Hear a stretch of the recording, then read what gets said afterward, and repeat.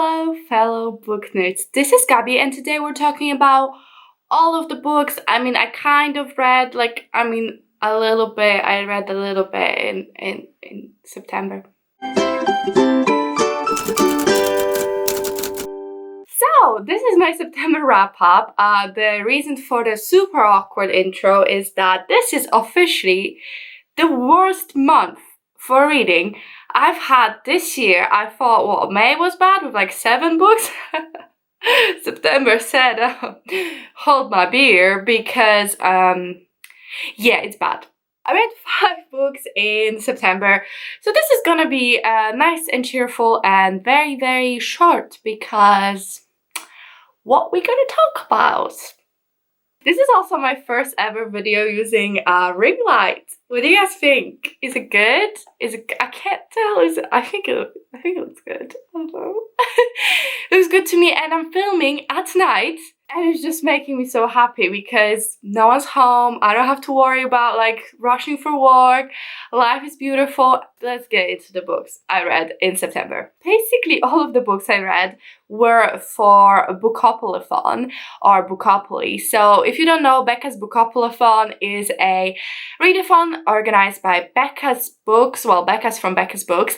And in this readathon, it's kind of reimagined version of Monopoly, where you have a board, but it's all inspired by books, and whatever you land on are prompts, all of that good stuff. So I have a whole TBR video if you were interested to see how badly I failed. But that was my big focus this month. And there's another book that's part of a different read along, so we're gonna get there eventually. But I have reading vlogs for basically every single one of these books except for one. So if you want to really know my thoughts, you can go there. Actually, those were very fun vlogs. Despite me failing, I feel like they were really fun and we did a lot. So if you wanted to check out the vlogs, I'm gonna link them up above. The first book I read was My Dark Vanessa by Kate Elizabeth Russell. So this is an adult, kind of contemporary, I guess, or literary fiction? I don't know. It's a contemporary. And we follow a young girl. Well, we follow a woman who, when she was a young girl, I think she was about 15, she was in a relationship with her teacher. So basically he groomed her and abused her, but that's not what she sees it like. She thinks that was her first ever relationship and she was in love. And now there's other allegations coming out against this teacher by other students, saying that he abused them as well. So it's kind of her coming to terms with the fact that she was abused and how does she feel about it and all of that. It was a hard read, I'm not gonna lie. I wouldn't say it was enjoyable. It was very difficult.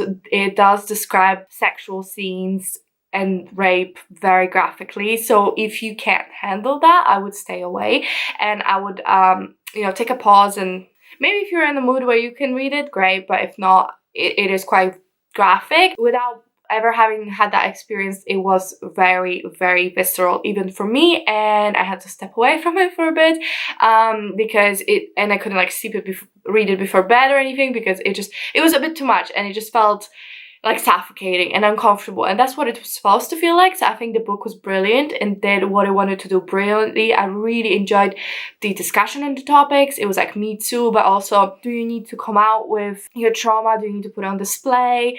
And it had some very, very poignant social commentary, and it was just such an exploration of the character, and I think it portrayed grooming techniques so accurately, at least from what I've heard and read on the topic. So it was a brilliant book. I really, really enjoyed it, and I ended up giving it 4 stars. So if you are at all interested and can handle the subject matter, I would 100% recommend. Next up, I read Marionettes by Katie Wismer. So this is a new release. It's a paranormal romance, and it's self-published by Katie Wismer, who is a fellow author-tuber, booktuber. I think she started off on booktube and now is more on the author-tube side, but I love her videos. I've probably been watching her for 3-4 years now.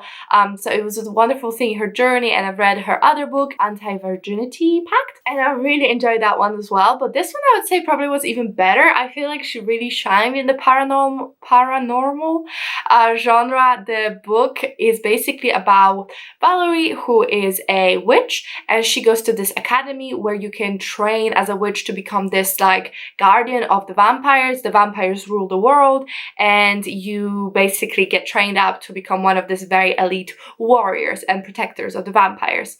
So she's about to have her final test that will decide whether she becomes this warrior thing or not, or like maybe a warrior is not the right word, but like a protector and like super powerful witch basically. And she has lost control of her powers. They're really dimmed, and she doesn't know what's up. Overall, I really enjoyed this book. I thought it was really interesting. It had a very fun paranormal world, and I especially enjoyed like the little details, or maybe not little details, but like I enjoyed the thought put into the world, like the fact that it's a vampire world, so they all live on like a vampire schedule, so they all like study and live at night and then go to sleep during the day. That I really appreciated that. I really like characters as well. I think Valerie was a great character. I like the love interest. I know I said it was a paranormal romance because that's what Katie says. If you expect loads of romance, this isn't really it. I mean, it's all set up for what I assume will be a romance in the next book, but it's definitely set up, and there's not really been anything. I mean, there's been like one kind of spicy scene, but like not even with the main character actually involved. If you read it, you know what I mean. So it was good. I really enjoyed it. I enjoyed the world. I read it super quickly, which I appreciated because I really needed it in that month. Had loads of fun with it, and I would really recommend it. And I think it's really cool to read self-published books, but you don't always know which ones are the golden ones. So I would say this one was really good, and I ended up giving it 4 stars as well. So kudos. Then I read Valour by John Gwynne. So this is a high fantasy where we follow a band of people. I really don't know how to describe this book. Well, basically there's a world where gods used to live, and the world used to be like run by like giants and stuff, but humans have pushed by the giants and taken over the world. But now the gods are coming back, and they need to choose like an avatar for the good god and the bad god, and they need to fight. And it's about so much more, but it's such a hard book to synopsis because the real thing doesn't even start to like way into it. So this is the second book, and it is actually part of the read-along I'm doing with some lovely friends, namely Sasha and Kira, because we are reading the whole Faithful and the Fallen series, which is part of which is what Valour is part of, and we are having a great fun. But this book was brilliant. I really enjoyed it. I just think John Gwynne has way with words. It has way with characters. Like seriously, the way I cared about every single character that I was supposed to care about and hated every single character I was supposed to hate, that is some real skill. So I was really impressed. But I didn't give myself enough time to read this book because I only realized on a Tuesday that the live show was on the Sunday, and I had about 600 pages. Yeah, I had 600 pages left actually. That was it. I had 600 pages left, and I think 6 days. So it was hard. I had to read about 100 pages a day. I think that really stopped me from truly enjoying it because I was really so busy, just so busy with life. And then on top of that, I put the stress of reading this book really quickly. Like normally it wouldn't even be quickly, but the fact that I had to like rush to do it, it just felt like, oh god, and now I have to read this.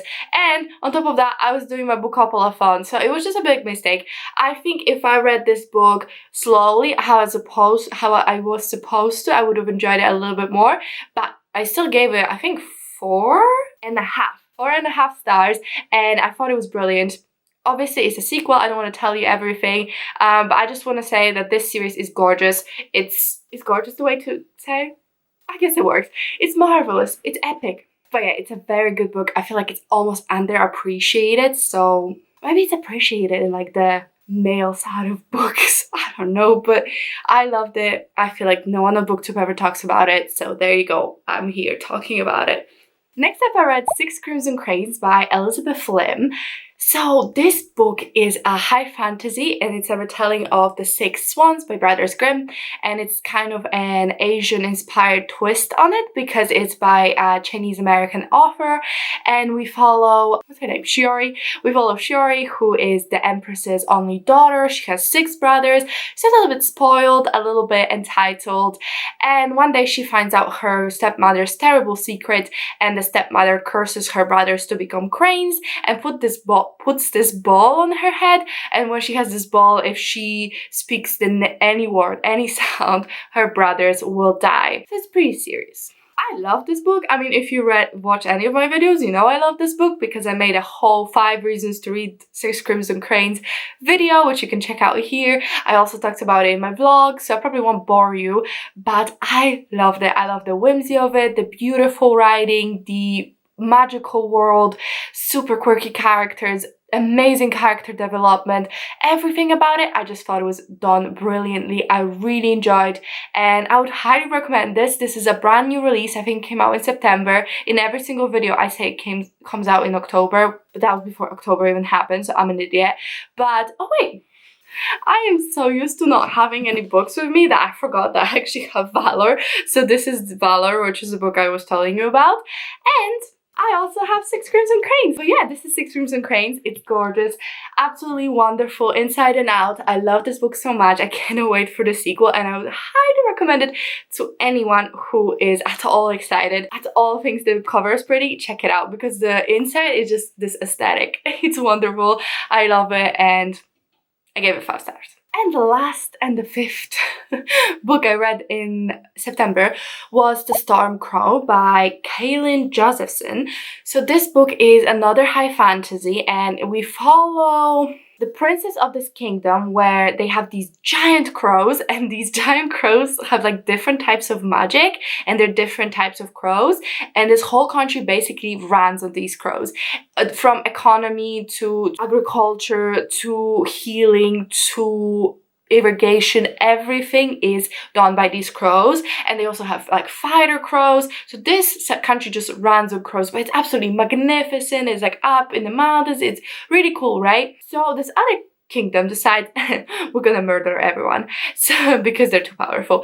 So basically in the first chapter, the whole population of the crows gets murdered, and so do all the crow riders and anyone that was like associated with the crows. So now the country is kind of in ruins, the economy is absolutely in tatters, and they are unable to sustain themselves.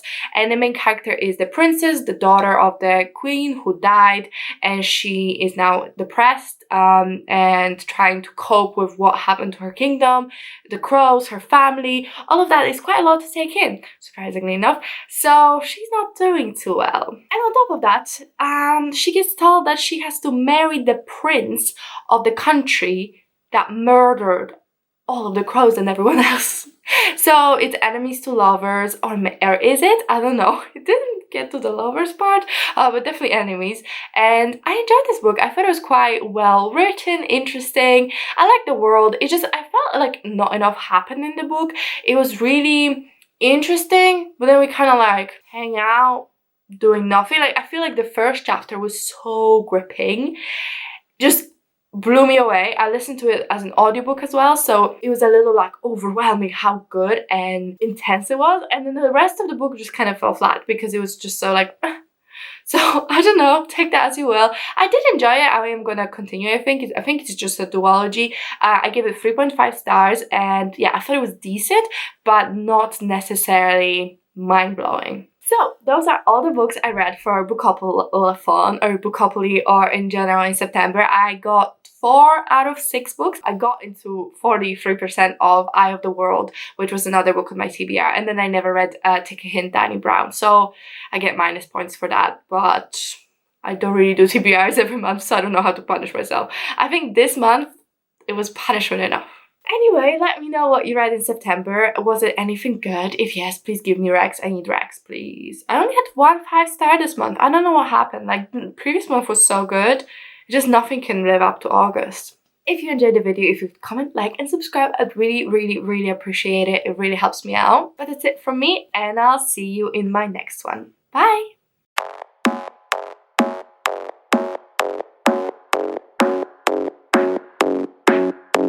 Bye.